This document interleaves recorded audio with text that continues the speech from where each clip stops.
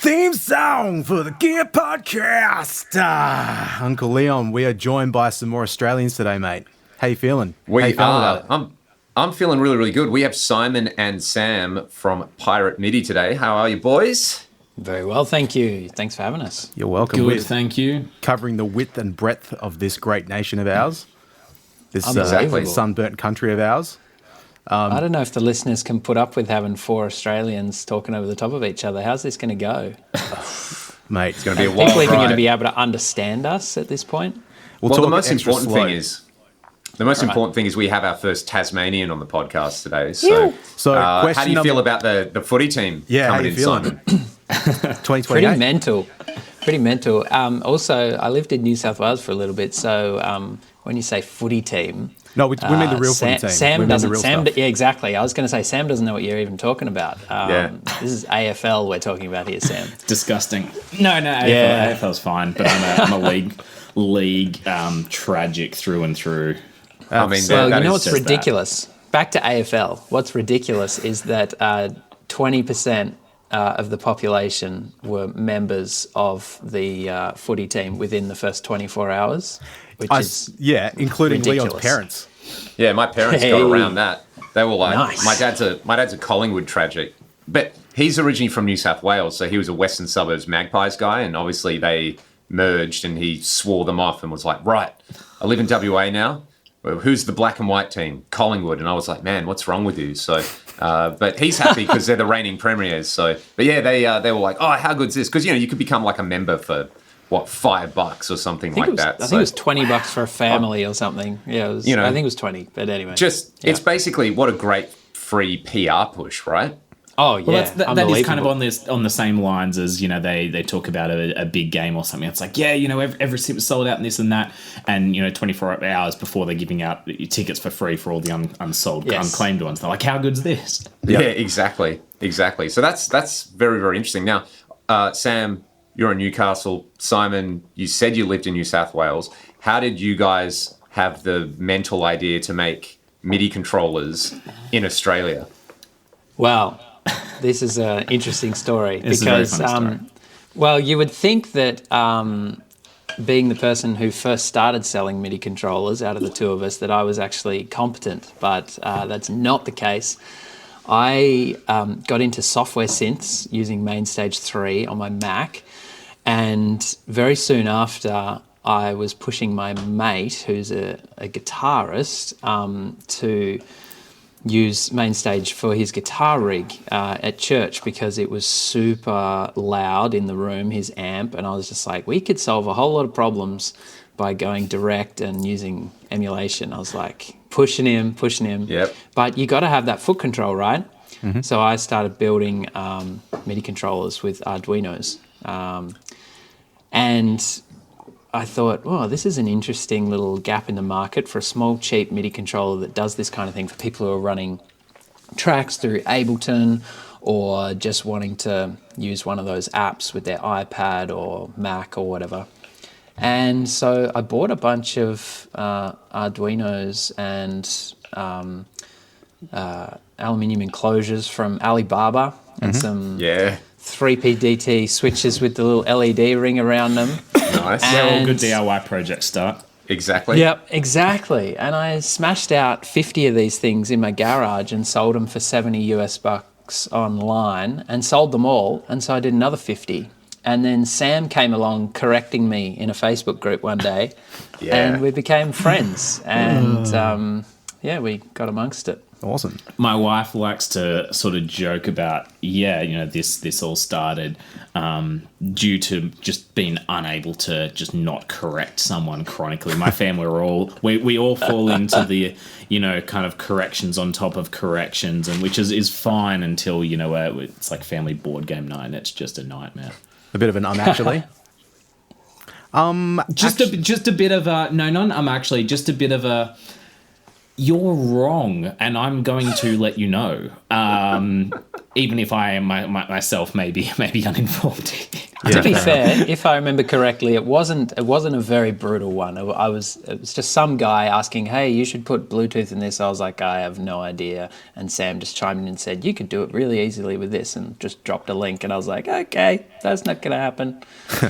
Can I just interject? I ended up DMing him.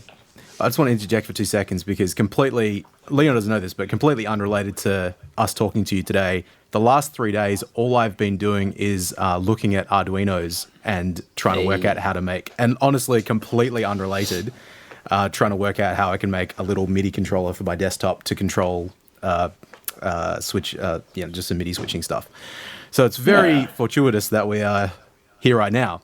And that you mentioned the Alibaba Arduinos, because I've sort of looked around. Is that cool? Is that stuff fine? Does it make any difference if you go buy one from JCar or you go buy one from there?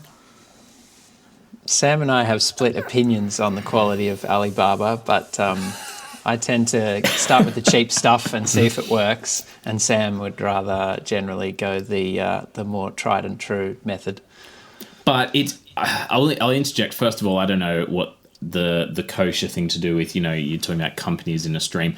I personally am fairly anti-JCar unless I have to. They kind of clone someone's idea and they're marked as their own, blah, blah, blah. Mm-hmm. But yeah, it depends on what you're doing, right? So if you want to build something for yourself, but it might be easy just to go down to the local, if you can get one locally, you go do that versus getting something online, 100%, because if something goes wrong and it's only for you, and you've got, kind of a knockoff like Arduino clone or something like that, all well and good.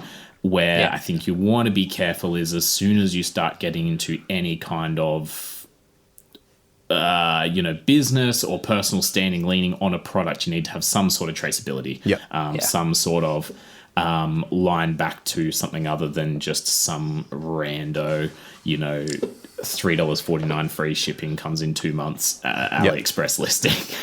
I mean, it just depends on your use case. No, absolutely. Yes. The other reason I mentioned JCar is that I think I could drive 10 minutes down the road and pick one up right now, or I could order one online.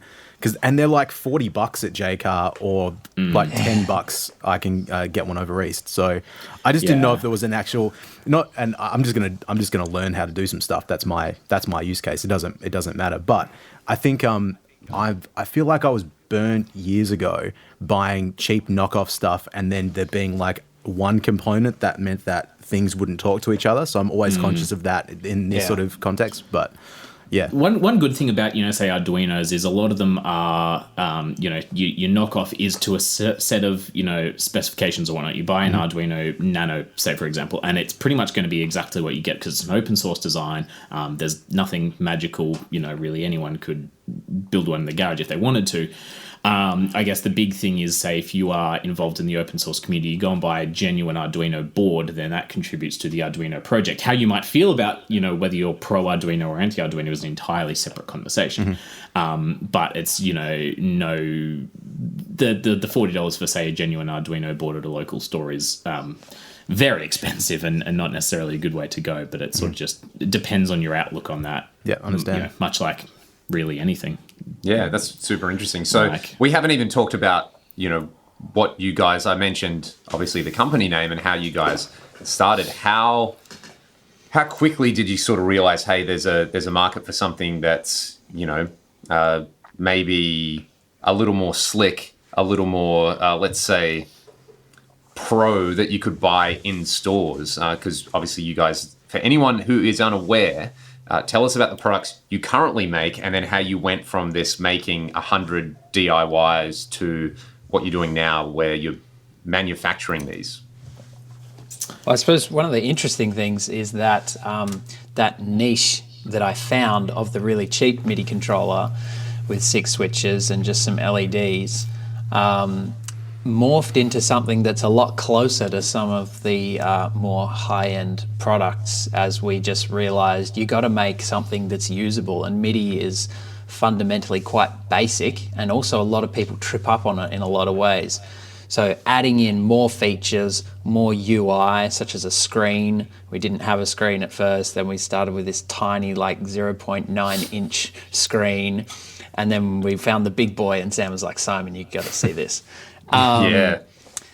And just adding that, it just improves it. And so basically we wanted to make a great MIDI controller, not just the cheapest MIDI controller. Right. Because the idea was, well, at least from where I came, it was like trying to convince people to get on board with this, making it easier to do, like getting rid of those hurdles. And so I guess as well, you've got two value propositions there. And I feel like with guitar synthesizer gear at the moment and the culture around it, everyone is looking for these like sweet spots of value where you might have something that is incredibly cheap, but it performs enough functions where you're like, you know what, that's actually an amazing deal for the money. And then the other value proposition is like, what is the best? And in terms of functions, in terms of usability, in terms of UI, in terms of just, you know, doing its job. And MIDI is one of those things where, you know, when Troy and I were getting into playing guitar, you know, we liked old rack gear.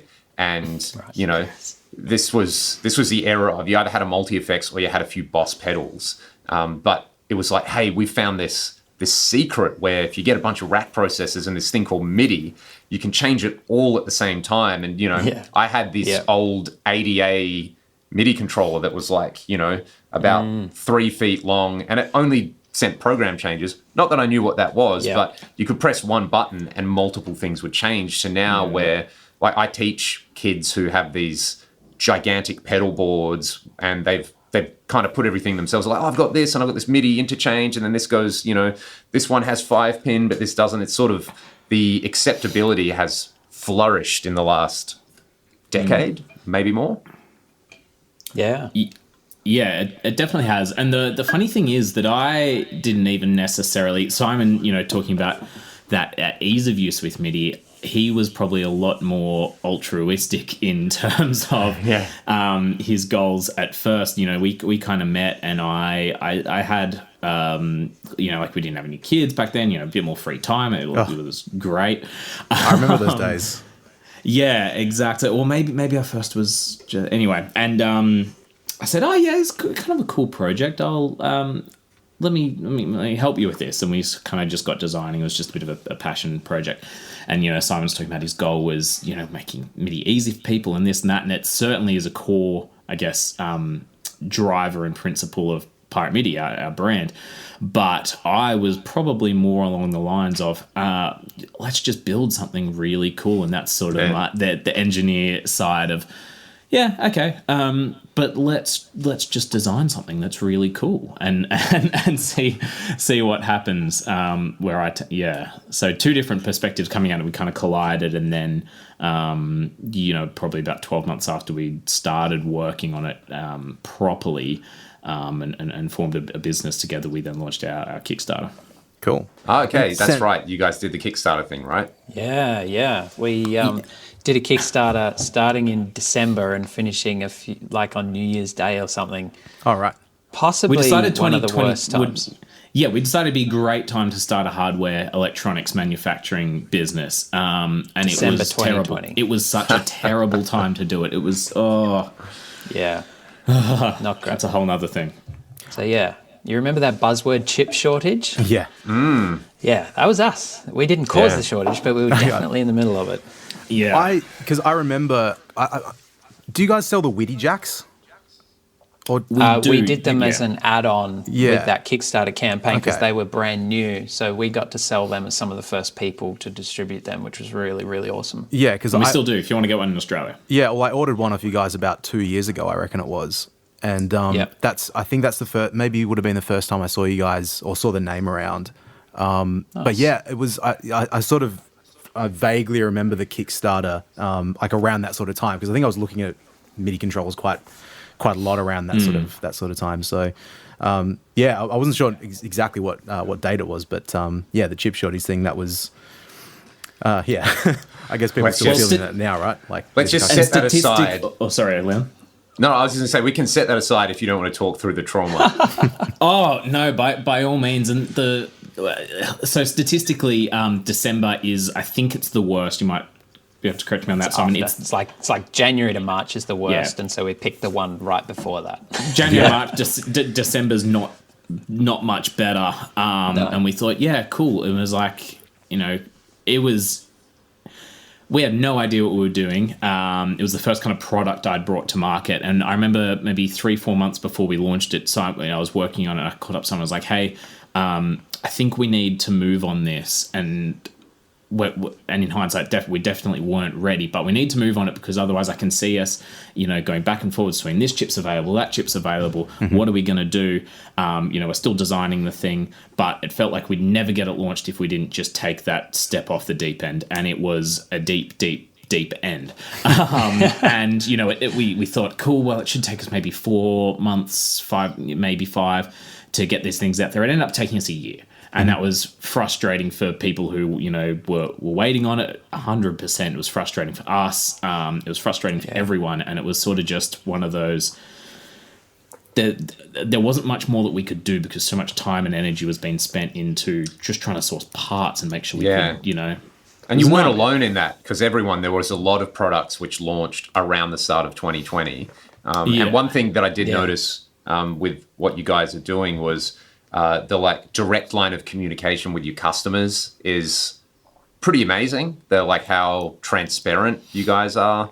Where obviously you've got your Discord and you sort of, as things come in, there's regular development updates. And for me, obviously being someone who keeps up to date with what's going on with a lot of gear and trawling around on forums, that's definitely not standard, but it feels like something that should be in the industry, where there was a lot of other products which came out around the same time where they were like, oh, we're going to have all these amazing features and, just stay tuned. And, 4 years later, they still haven't rolled those features out. And, they might put out a blog post which is like, hey, guess what? We're going to have an update for you all on the next release soon. That's the monthly update. And you're like, yeah, that's kind of, it's something. But yeah, I definitely admire the way you guys were sort of like, hey, here's where we're at. And this is what we're dealing with. And we understand that people would have liked to have had their controllers a week ago, a month ago, 6 months ago, but this is the climate we're in.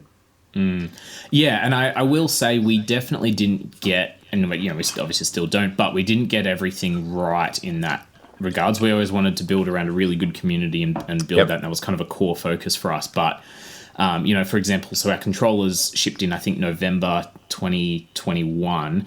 December, the editor for it, which has been out for a while now, that actually didn't launch until I think maybe 10 months after that, when our goal was to have it available at launch, and we'd sort of promoted it. And the reality was that we'd actually spent most of 2020 working on the editor and gotten it pretty close, and working with this app developer overseas that we felt like we had a kind of a good working relationship. And we won't go into what happened, but things fell apart and we had to pivot, and we had sunk a bunch of kind of money into that direction, and then basically had to start from scratch. And fortunately, sort of through a friend of mine, we'd got a local developer, in sort of Newcastle, and he does a great job, and he's been killing it for us.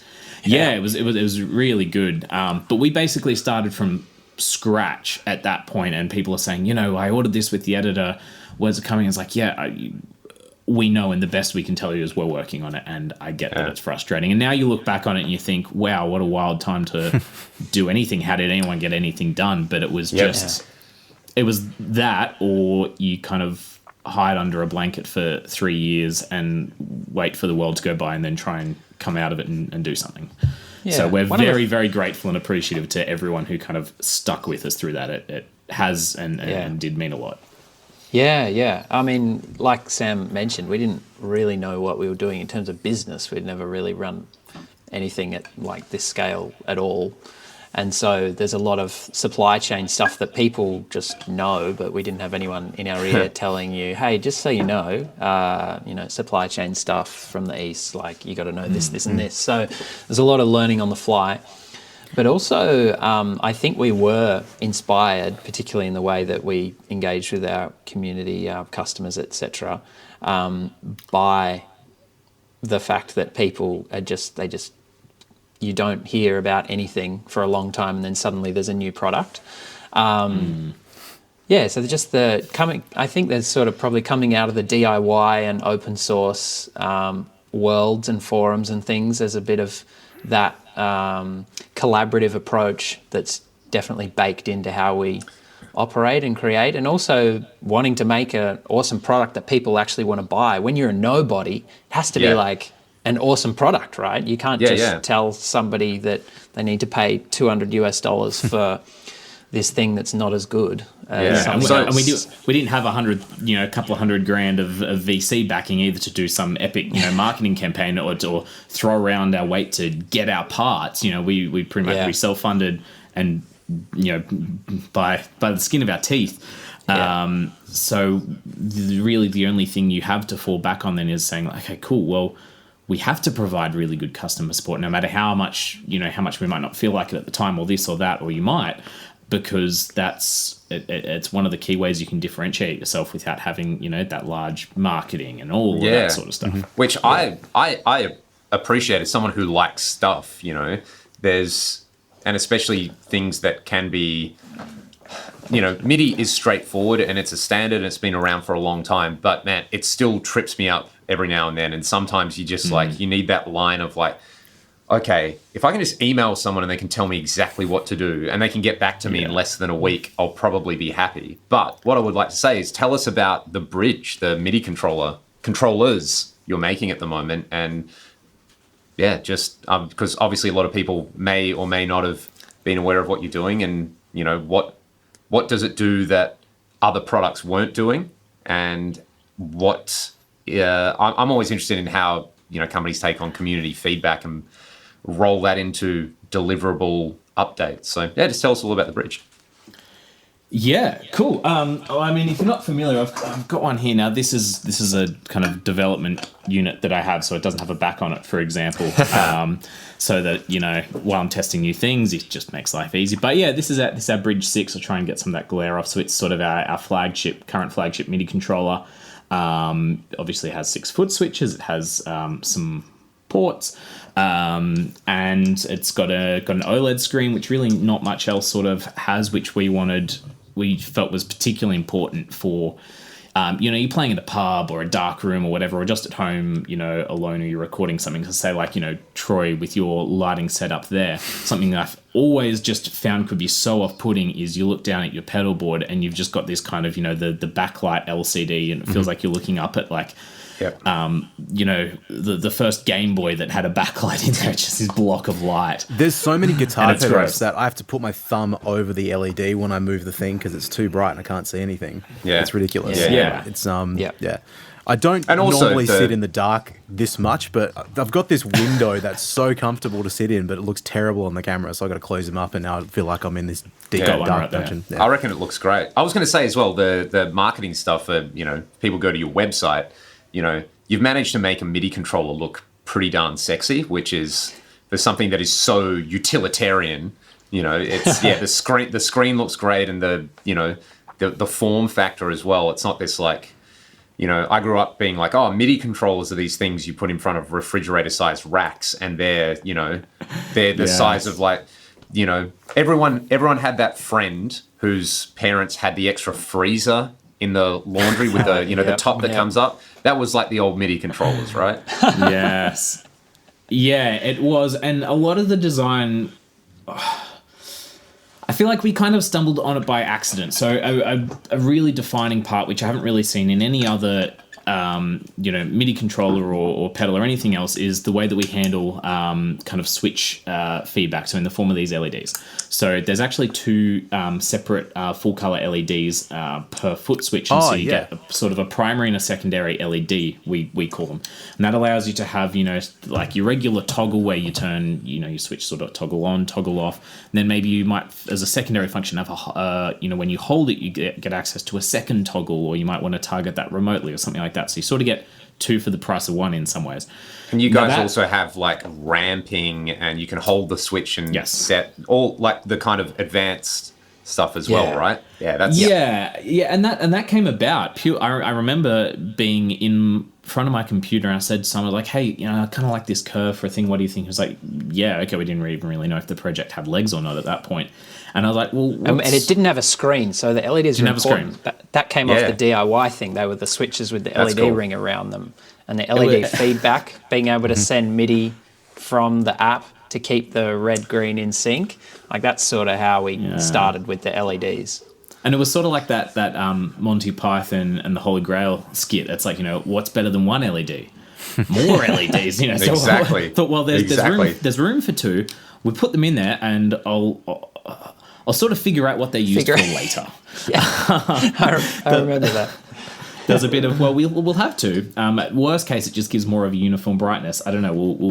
We'll kick that can down the road a little bit. That's amazing. And it probably, I think, turned out to be sort of a pretty happy accident in that regard. But I remember when we launched too, there was, when I can understand it. People are very loyal to their brand and things like that. One thing we try and discourage is just the concept of being a fanboy or a fan or whatever else, fangirl, cover all the bases of any particular brands to the point where you become blinded by a like of that brand to anything else that on an otherwise level playing field might be considered.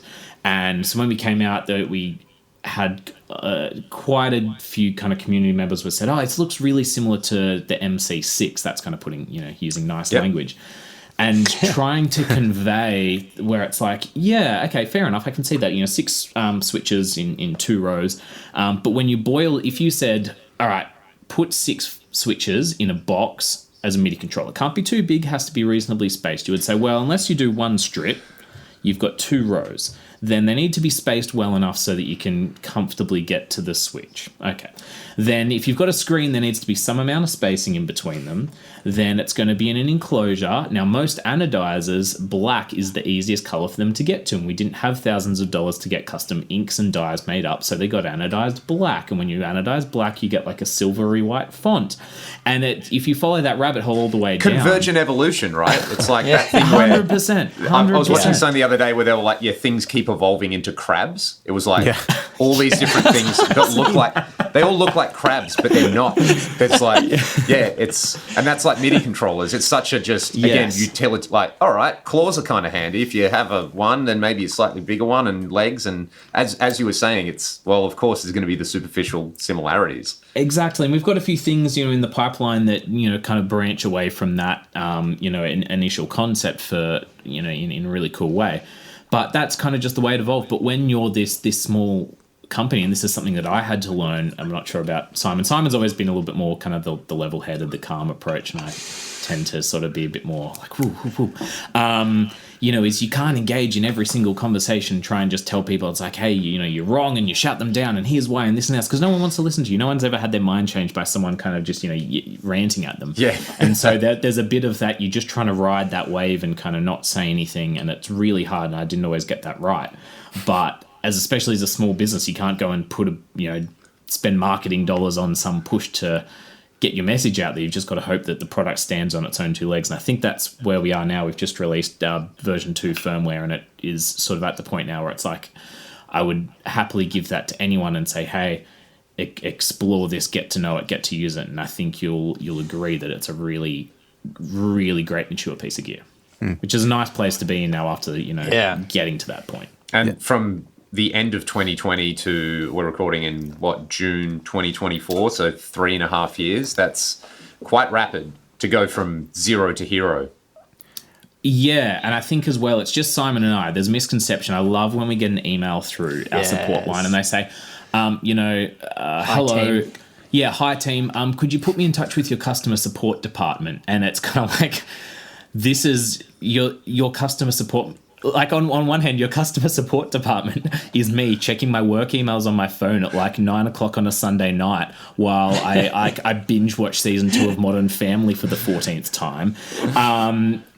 So first of all, but second of all, that person emailing is also then speaking to me, who no one else designs, the circuit board layout, designed the form factor, wrote, any of the firmware. That's all sort of been me, and that has its trade-offs. We're a lot slower to develop products because of that. Hopefully we'll, that'll change at some point, but it has its pros and cons. It is what it is. Yeah.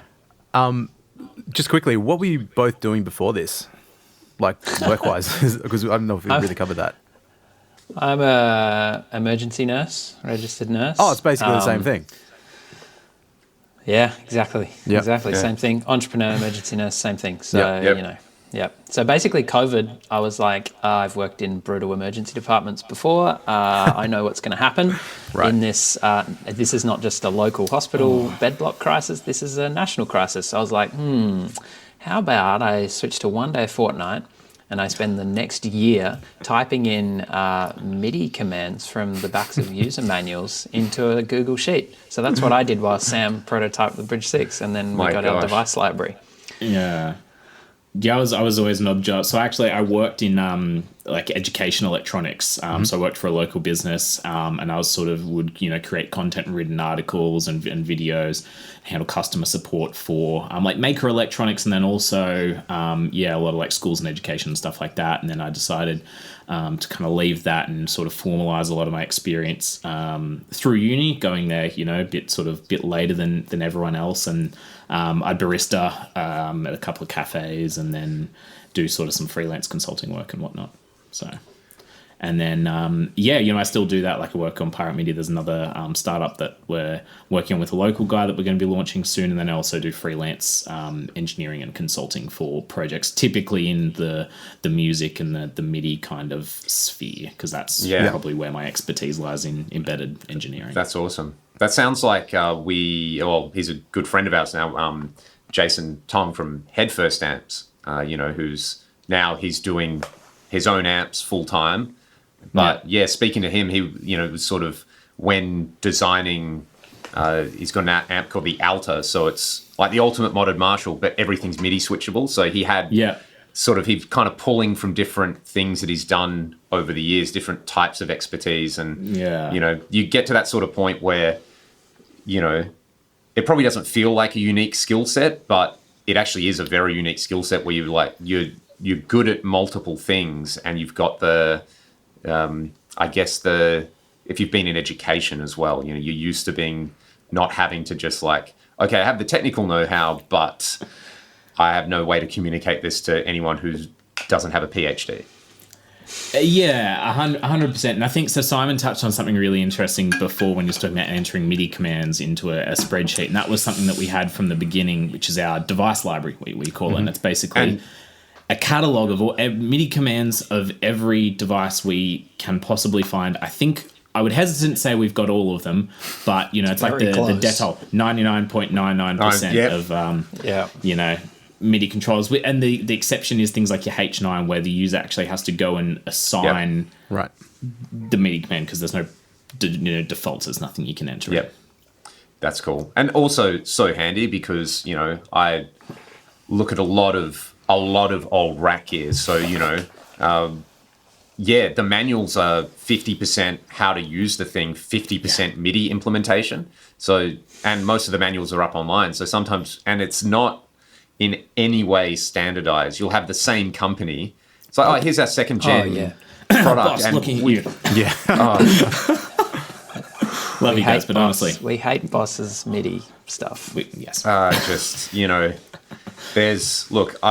I obviously love Boss, and I have friends who work there, but there 100%. Are things where you're just like, man, in 1984, like the rack reverb that you had that has MIDI, you're doing the same things on your like flagship multi-effects processor.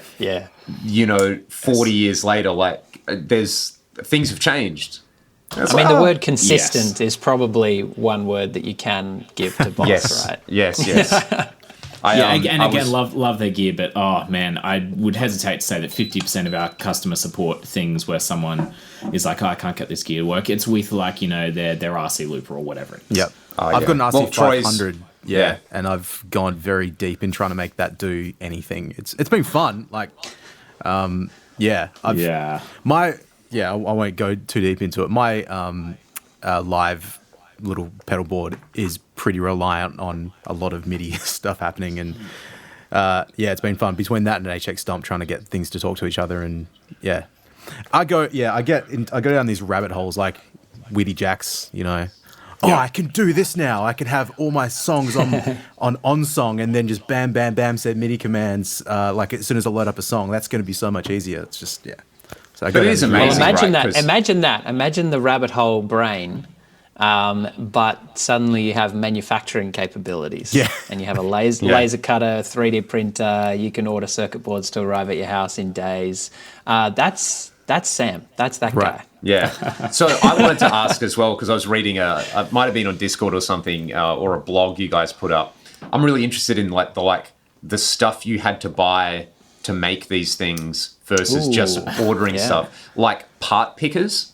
Because I read the whole thing about that and just basically, to use a sport analogy, you go on I don't know, a team gets absolutely pumped, right? And Playing 20 AFL, years ago, like the Australia's number one AFL sport. cricket, Go on. whatever it is, Allegedly, not true. And 20 years ago, to just be like, the coach would be like, we were pathetic, not good enough. And now they come out and they're like, look, not the result we wanted, but there was a lot of learnings. And they always use this phrase, learnings. It's like modern, guys with severe brain injuries have learnt this word to say. They've all been training the house down this week. They've been training, a lot of learnings to pull out from this. We didn't score at all. In fact, 50% of the team got injured, but a lot of learnings. So what were the learnings out of this? I'm really curious to know, because you're not in the Midwest, you're not in Europe. Like, manufacturing in Australia, it's always one of those things, especially, the government's like, we need more manufacturing in Australia, but it's hard, right? Yeah. Sorry, just a quick one. I have a 2.5-year-old son, and if he ever gets to, 22, 23 years old and he's like, Dad, I'm going to start hardware manufacturing, I'm going to say to him, this is what I'll say to him: don't do it until you have $100,000 cash or more. Like, that's honestly, it's been our cash flow is big, especially for the R&D, the upfront. You're not getting any sales for a long time, potentially, when you're making a tech product. So that was a big one, just like the budget to play around and get things right through lots of iterations instead of making tons of changes and then making the order. That was a good learnings, wasn't it, Sam? Yes. It's a good question, Leon. It's a huge question. I can talk as literal or as much about this, but so we actually manufacture our, if anyone's not familiar, we assemble our PCBs. So you have a bare circuit board that gets components placed onto it and soldered, and out comes kind of, all of those. Most modern products use surface mount technology. So, a big machine with some kind of robot fingers, pneumatic suction heads, come along, pick those parts up, place them on your board that has, kind of like so it's a solder paste on it, and it goes into an oven and melts the solder, and out comes a finished board. That's the abridged version. So we wanted to manufacture as much of our products in Australia as possible. And we started out, we said, well, realistically, we're probably going to get the boards done overseas in say, like Shenzhen, because that's their bread and butter. It's what they're fantastic at. The enclosures, we should be able to get those done in Australia. We went to a Sydney place, got some samples, and then he sort of realised how nitpicky we were. It's like, hey, we really need this hole to be kind of, relative to, where we've set the origin, maybe like just 0.25 of a mil tolerance. Is that okay? And, these guys like cut and fold sheet metal, they make like racking for Woolworths or Coles or whatnot. They make big things, and as soon as you come into them, it's just really tiny fiddly thing where it's really important that this angle is. So for example, you can see the angle of an enclosure. It's like, hey, it needs to be 96.4 degrees. Thank you. It was a struggle. So our first batch for our Kickstarters actually were done in Australia. We've recently flipped that, and our circuit boards were done overseas. A big part of the part shortage was how difficult it was to get contract manufacturing. So you say, hey, here's my design files, my bill of materials for this circuit board. I would like, 100, 500, 1,000 of them, whatever. Thank you very much. The turnaround time for that was a lot longer. The cost was significantly higher. We had to buy parts 6 to 9 months ahead of time. So you're dropping thousands and thousands of dollars on just, a big lot of one part, paying another $1,000 to send it over to them, insured. And you insure it, but if it gets lost in the mail, you can't buy more anyway. So the kind of the insurance payout from the postal service is going to do you no good. And you have that process, and it it became apparent that this was going to be really difficult. And for better or for worse, we made the decision to do that assembly in-house. Now, in hindsight, we're now sort of, 2.5 years on from when we made that decision. In hindsight, it was probably quite a bad, knowing everything that I know now, I might have thought twice about it, because I knew what I was getting into, more or less, and jumped in anyway. And it's been fantastic as an engineer to really, you understand the whole process around start to finish of designing, electronics or a product. But I would have a very stern conversation with anyone who wanted advice to kind of follow down that path. But, we have the equipment, we are manufacturing it now, and it's taken, most of that time to get a relatively smooth process. But, there we are.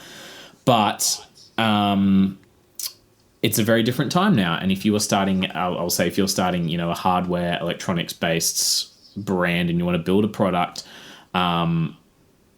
low number, kind of fast turnaround contract manufacturing is a beautiful thing. You should leverage it and use it. We are where we are now, and it works well for us, but it was through a lot of pain, a lot of really long nights. Yep. But I mean, also is the flip side of that. I have this, with say like guitar pedals, right? Yep. There's obviously a massive difference between someone who's an enthusiast who gets into building pedals and they do everything themselves. They make, the weird bleep bloop machine, and everyone loves it, and it becomes the cool thing. That's the state of guitar pedals lately. That is the state of guitar pedals, right? And they sort of get to that point where they're like, well, okay, it would be a lot easier if I had a few employees. That obviously just changes everything, because if you're doing stuff yourself, and it's your business, the idea of, working 18 hours a day to meet an order so that your business doesn't go bust, most people would probably be able to justify that. But as soon as you have employees, you literally legally can't do that to them. So it comes to the point where it's like, hey, you know what we have to do is build a Tubescreamer, because everyone wants a Tubescreamer, and that will pay the employees' wages, and then we can build the next bleep bloop machine. So do you guys, the point I'm making is, do you guys feel any of the pressure there, where now that you've got the manufacturing side set up, that it's like, hey, what's the thing that's a license to print money? What's something really stock and boring that we know people will do? Or are you actively like, no, we need to stay focused on cool stuff that we like? Yeah, I will add too that once you have employees, you can no longer just decide, this big, heavy bit of wood, I'm just kind of like going to perch it up there somewhat precariously. And if it falls, it'll only injure me. No worries. That really sharp, exposed metal edge, that's only me. There's that too. Good question. We... there was a kind of a lot of downtime when you're waiting on, samples or things like that to come back. And my brain, the way that I work, is very just, what's the new hot thing I can kind of hyper focus on for a couple of months and just design and get a prototype on, and then sort of have the next thing there, on my bench. So I've got a whole bench full of kind of product ideas that are in that first draft stage and work well enough but need some polish. And we've got some... Yeah, I don't know. There's some things where I feel like maybe it is along that, more product to the masses type vibe. But I guess you only really know that, we're not going to turn around and make an analog tube screamer, say, without MIDI control or whatnot, as an example. Imagine that. Stevie Ray Vaughan didn't use this MIDI controlled Tubescreamer. Hey, it would kind of be sick though, right? Imagine. I'm just putting it out there. You could... Yeah. But then, you could probably also have... Well, hey, one person who I have spoken to a bit, who literally makes that product, is Lockie at PolyEffects out of Melbourne. Yes. And, guy. Great guy, so many interesting ideas. And, sort of when I met Lockie at the start of 2020, funnily enough, was literally working out of a tiny space, hand making the Bebos themselves. And, it's been really cool to see. It's like, hey, now we bought a giant machine that does this, and we've got another machine, and the Flat 5 pedal, which is, they manufacture their own, it's not a touch screen, but it's a touch interface. It's like, it's really the sort of thing you can only do, I guess, like you couldn't go, let's find somewhere in Shenzhen that manufactures this, because it's coming out of his brain. as a fully 100%. formed thing, and then he's getting it done. So yeah, that's. I mean, Don't look too closely at the background, I will point out. I don't think you can see anything lying, but kind of over there, there's some new stuff in sort of the R&D That's exciting. works that isn't quite ready for the light of day. But, Simon, I haven't run this by you. Should we maybe... Do it, yeah. We can 100%. show off? Oh, of course we do. Yeah. Do you want to be the first people to see, like, a new product we got coming out? This Yep. is Screen goes insanely blank. fun. No. Let's go. This was not rehearsed. Just good audio description for the audio-only listeners. Yes. Yes. So we got our Bridge 6. I've had this in mind for a couple of years, and it came out of, we had heaps of people saying, you're going to make your own, triple 3-aux switch, and I'm there going like, it's 3 switches, a couple of diodes in a box, and people make them for like $40. There's no margin or joy or happiness to be gained Or competition even. Like, what do you offer?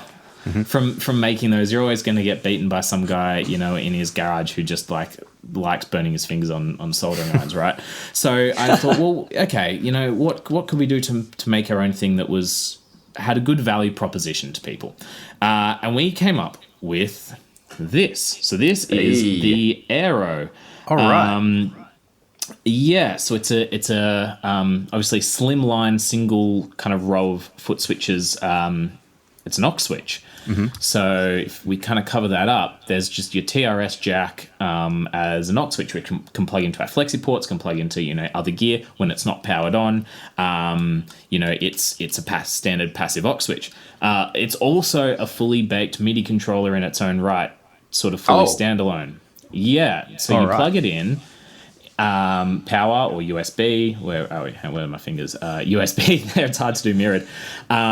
You also get a fully full fat MIDI controller. It actually runs the same firmware based Bridge OS as our Bridge 6 and Bridge 4. So you get, sequential foot switches, you get all of that kind of beautiful things. 2 flexi ports, so you can plug in expression pedals, you can have different MIDI out modes. Mm-hmm. You could connect the aux switch out into a flexi port in aux switch mode and have an infinite chain of these if you so wanted to, but it's really, really thin, really small, really low form factor, and is designed to fit perfectly in front of your Bridge 6 or your whatever. Well, I was going to say, coupled out front of your board. Same with as an HX stomp or something like that too, or a strumming pedal or. Yeah, it's pretty much bang on an HX stomp. Yeah. Well, it's also perfect designed such that that angle of the enclosure exactly lines up with the Bridge 6. So if you put them kind of at the right spacing, you get a perfect planar surface. Just little things like that where it's like. I mean, again, that's the difference between just we'll just put out an exact Tubescreamer clone and like, hey, let's actually do something that can do all those basics, but maybe it's elegant. It elegantly solves a few other problems. Yeah. One of the cool things I like for the simple bit of it is you could just set those LED colors and power it if you have spare power on your pedal board and still just use it as an aux switch, but also it's set up to toggle colors on and off and you're not using the MIDI side of it at all. But you just power it and you got a toggle on and off LEDs on your aux switch. But yeah, it has those RGB LEDs again. And it's perfect, right? Because you got one on your board. Maybe you need to redo your board for a gig where you don't need MIDI, and then maybe you pick up a gig where you do. It's got that's really cool. That's cool. I love it. I'm actually really glad you mentioned that because I've just grabbed like a USB lead, and so you power it on, and you can kind of have toggle states on your switches and so on and so forth. You can assign the colors customly however you want, but that was actually a big part of the idea where for a lot of people getting into MIDI is really daunting, and it's really it's this great abyss, right? And I think it's a really cool product where it's like we haven't announced pricing yet, but it'll be a good chunk cheaper than say like a Bridge 6. And you can pick it up and say, hey, you want to control your bank up, bank down on your HX stomp or your timeline or whatever it might be. It's going to be a little bit more than just a standard passive aux switch, but not by tons. It's not going to break the bank. And then when you're ready to explore, it's also got all of that MIDI functionality and control. You can have the aux switch port plugged into a separate pedal that might not even have MIDI functionality, but it has an aux switch input.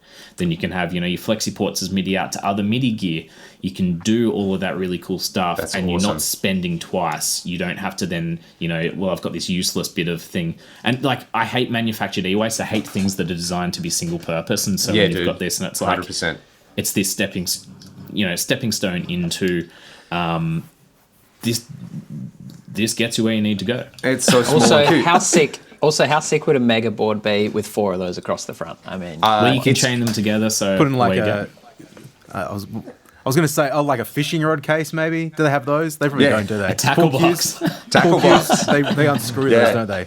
Hey, we like, laugh, yeah, but that's already a thing. someone is watching this going, I'm going to order 4 immediately. And I mean, even just, here's the thing. It's like a deconstructed MIDI controller if you had some of them, right? Because you could have, the thing is with like modern boards, right? It's like the MIDI controller has to all be in one place, but maybe the way your board is, you've got your big sky over on the left and you need a few extra things, but over on the right, you've got, I don't know, a drive pedal or something that's got some aux switches. You can have them talking to each other. Yeah, that's really, really cool. 100%. So we've got device link, which is, you connect with these flexi ports. They let you do like, expression input. Tell us about the flexi ports, because that's obviously a kind of unique feature on the bridge as well.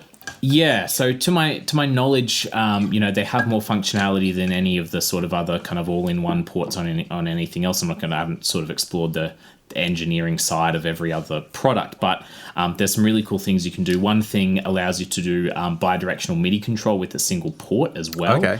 So you can use it with we're working on like compatibility for say some of the Strymon pedals where they've just got the single port. You can do like dual expression in or dual control voltage inputs. You can also have that bi-directional MIDI, so you can connect 2 bridges together and have them talk to each other. And you set it up and you can have it so you press a switch on one bridge. You don't have to set up any special MIDI commands, and it maybe toggles 4 of them other on your board. So you can have 2 MIDI controllers on 2 boards. When you just want one, it works fully standalone. When you use them together, it automatically banks. You set one as the main and one as the satellite, and the main will send the bank name to the satellite so that they show the same like song name. But then when they're disconnected, it doesn't overwrite your presets. It reverts back to its single function. So you could have this on your smaller board where you just want the single functionality, connect it via device link to your main board or whatever, and away you go. That's so clever. Now, with all this MIDI stuff, I do want to segue. As you said, it is kind of a bit of an abyss getting into it, and it's you still see people where it's like too hard, too hard. Why would I do that? So, Simon, you've actually written a book about all of this that kind of, and I've been fortunate enough to kind of read through it. That's how we, I guess, teed this up. Please tell us about it and tell us where people can get it. And sure. It's fairly obvious what the motivation is, but how did you approach it? Yeah, so it's called Tones and Technology. Subtitle is Mastering MIDI-Controlled Effects Pedal Boards. And it actually came out of, I'll preface this by saying I did write it, but it came out of a conversation I had with my friend Chad GPT. I was just working on some SEO stuff, looking at maybe writing some blog articles and just getting some ideas on what I could write.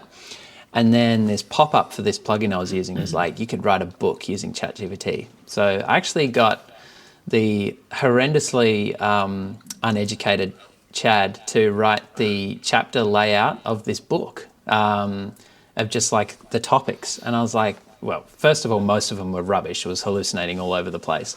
Yep. But it just gave me this idea. What it did for me is it just put these ideas, just these single sentence ideas in an order. And I was like, that's a really cool idea. Just having like an all-in-one place. I know some people way prefer reading over watching YouTube videos, and especially considering if you want to learn a lot about MIDI, there's not really a one-stop shop. You got to watch a lot of different YouTubers and a lot of different videos. So I was like, this is a cool idea.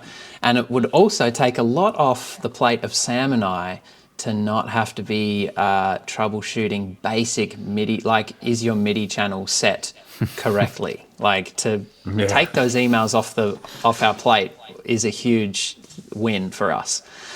So basically, I just spent 8 months of my spare time in evenings just chipping away at writing a couple of thousand words at a time. And yeah, basically I just went, right, what is all the stuff? I've had like 3 years of customer support experience with people who are new to MIDI. And so that was really helpful in just going, all right, where should we start? And as we cover those foundational basics of like what a MIDI channel does, just throw in there the things that you definitely don't do with a MIDI channel. Just so, cut it off at the pass, head it off right from the get-go. And so the other thing is you don't get MIDI resources in written form at all, written for effects. And it's a pretty new thing. And like you say, heaps of people are getting into it. People are interested in MIDI. Like someone spends $500-600 on a Chase Bliss pedal. They know it has MIDI. But a lot of people are never going to get that extra functionality out of this expensive pedal just because they sort of don't really understand what it could do. So, which from our perspective is kind of like buying say an overdrive pedal or whatnot and never touching, that tone knob or whatnot. It's like that's right. You're using 2/3 of the features. Yeah. So it starts off with just a short introduction about history of effects pedals, goes into short history of MIDI, and then like the foundations of what MIDI is, how it works, interspersed with all those trip ups, and that second chapter, the introduction to MIDI, ends with how MIDI is generally done for guitar pedals specifically, or effects pedals. And so from there, we talk about how to choose a MIDI controller, what sort of size you might need, what sort of features you might need based on what you want to do. And then it goes into like simple to advanced techniques of all the different kinds of stuff you can do with MIDI, walking through it in a pretty conversational tone, lots of space for notes in the margins, lots of diagrams that I drew by hand to help people understand it. And yeah, hopefully it's just all in one place that people can refer to as they dive into MIDI from beginning to even a bit more advanced. It reminded me a little bit of, I don't know if you guys have ever read the manuals that Mesa Boogie do for their gear. Where no, I haven't. It's I mean, going back to the 90s, that was the first one I read. And, it's one of those things like you're not allowed to be conversational in a manual. Right. But their manuals are very like, they kind of step you through, and they'd always have these things where it's like, it's time to take a break and go and play some guitar now. So they'd explain, they'd maybe explain how the channels work and how to set stuff up. And it's like, cool, we're just putting a break in here because you should actually go and kind of try this. So I enjoyed that with the ebook, where it's sort of, the history part of it's up front, and you can kind of skim that. Or you can read it deeply if you're really interested in that, but then it depends sort if of you get know into the about main it or action. not. Yeah. And basically, because of the progression, you can skip the first 3 chapters if you already know what you're up to, but there's definitely some nuggets in there. There's a lot of depth in there for sure. I really can check that out. Like I've gone down that rabbit hole so many times, and I continue to go down it. Yeah, I really can check it out. Nice. I do like things. And one thing. You forget what's at the bottom. You keep going. Yeah, that's right. Yeah, you just keep going. I do like things where I can learn a little bit and then go back and reread and maybe learn something else as well. Yeah. One of the things also is that you can... Oh, far out. I've just completely lost my train of thought. Oh, good. Well, wait, do that, Simon. One thing that I think's really good about it is it's very evergreen content, so to say that how MIDI works isn't going to change unless we move over to some new protocol. The content that you're learning, it's very one-time effort expenditure. You're not learning that, and then when a new pedal comes out or in a year's time, it's going to be completely different. And that is probably quite contrary to, say, the manuals that we put together for our devices, where they talk about, okay, well, here's basically in the current state of firmware, here's how everything works, and here's how you can do what you need to do. But as the product evolves and the firmware develops, that might change. Probably not too much in a lot of it, but maybe some things. And you can sort of read the book and say, cool, I have a really good understanding of how MIDI works, and now all I need to do is learn the kind of the top layer of this MIDI controller and what buttons I need to click or what I need to do to get where I want to go, rather than you're trying to learn both sides of it at the same time and nothing's making sense. I also think Sorry, Simon, you go. I'll go because I could lose it again. But all I was going to say is that the book is very specifically not a pirate MIDI marketing tool. It is very open with like what kind of MIDI controllers you might need. We list tons of other brands, sort of break them up into mini MIDI controllers, medium size, large, all-in-ones with the loop switches built in, all that. So yeah, it's definitely completely useful for anyone who might not ever have the intention of buying a pirate MIDI product. That's really cool, and we'll put a link in the description of this video and this episode as well, so that people can check it out and get maybe a bit of a discount on there as well. 100%, 100%. We'll 20% off discount for the listeners. Yep. I'll put the code right here so people can check it out. It's about there. You go. That'll look really good in post. Yeah, exactly. Especially because I'll forget to do it. Yeah. No, that's really, really interesting. So without giving too much away, what are the sort of short to medium term plans for you guys going forward with the company? I might interject here. Speaking of things, and on the topic of, kind of like book promo, everything else. Last thing about the error, I promise. Yes. If you have a bridge controller, in version 2.0 that just came out, there's a bit of an Easter egg hunt in there. We talked about the clue in our live stream we did 2 weeks ago. We're going to post it up now for everyone available who hasn't checked that out on our Facebook. But there's a bit of a puzzle in there, and if you you solve it, there's a cool thing built in that you will probably want to explore. And if you do the cool thing, which is going to be cool forever, but if you do the cool thing the first time, you will get a discount code when we launch this. You'll actually get a discount if you kind of step through and solve the puzzle, which hopefully everyone can. We'll kind of give some more up down A B A B. Exactly, yeah, and then you get hot coffee. It's basically paintball mode for GoldenEye. Yeah. Yes. Yes. That's Die-hard GoldenEye fan. We're all on it. I feel. Man, I had a PlayStation back then. It was birthday parties were hard. Mario Kart, bad at that. Super Smash Brothers, bad at that. GoldenEye, bad at that. Anyway, I'll throw down to Mario Kart anytime. I'm good at. There's a local pub actually that has machines and just really? Yeah, so good. Yeah, you are. That's cool. You're a bit of a weapon on the Mario Kart on the Switch, Troy. I'm getting there now, man, but it's taken some time. It's taken 30 years. 25 30 years of investment. Impressive given the Switch came out like 6 years ago. Well, yeah. But like going back to Mario Kart 64, man, I could Mario Kart. Oh, man, I couldn't turn a corner. I didn't realize you could power slide back then. And then I set the record at my local. Remember when Harvey Normans would just have a console set up? Yeah. In them? Yes. Yeah, I just the greatest Mario Kart run I ever did in my life. I was waiting for my mum to buy a microwave when I was 11 or 12. I just sat there and I just put this this god tier run in where it was so fast. And so you remember you could race the ghost of the fastest thing?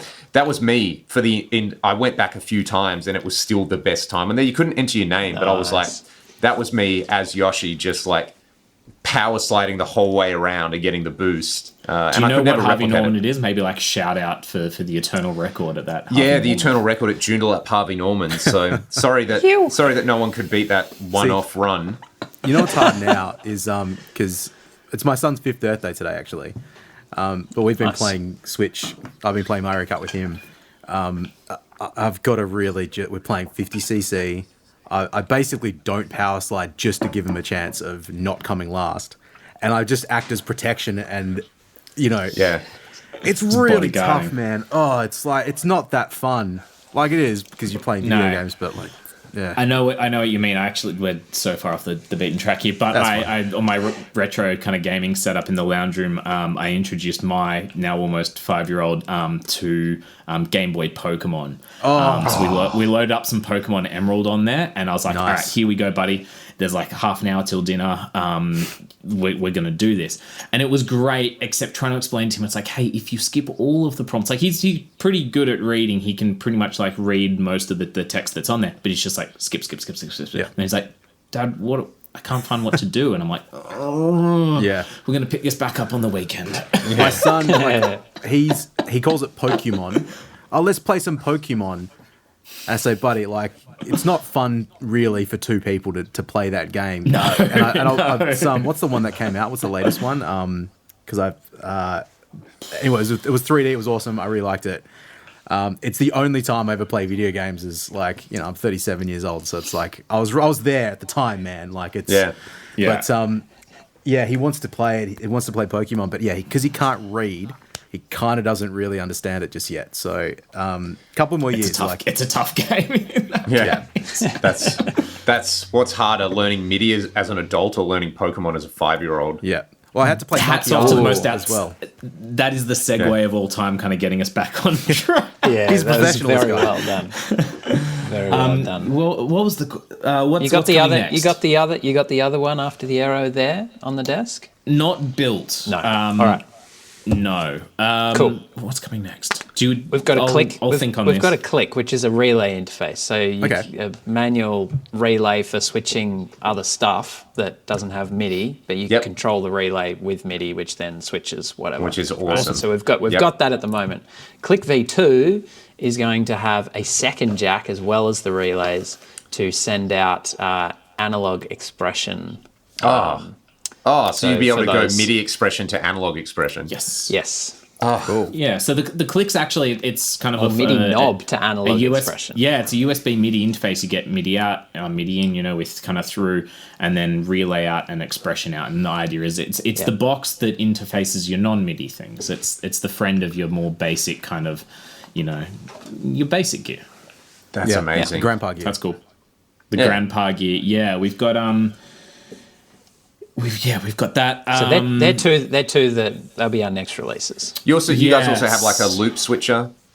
We do. Thank you. I was trying to think of it. Yeah. So the micro loop, we discontinued the first version of that, almost a year ago now. And it was a purely relay based switcher.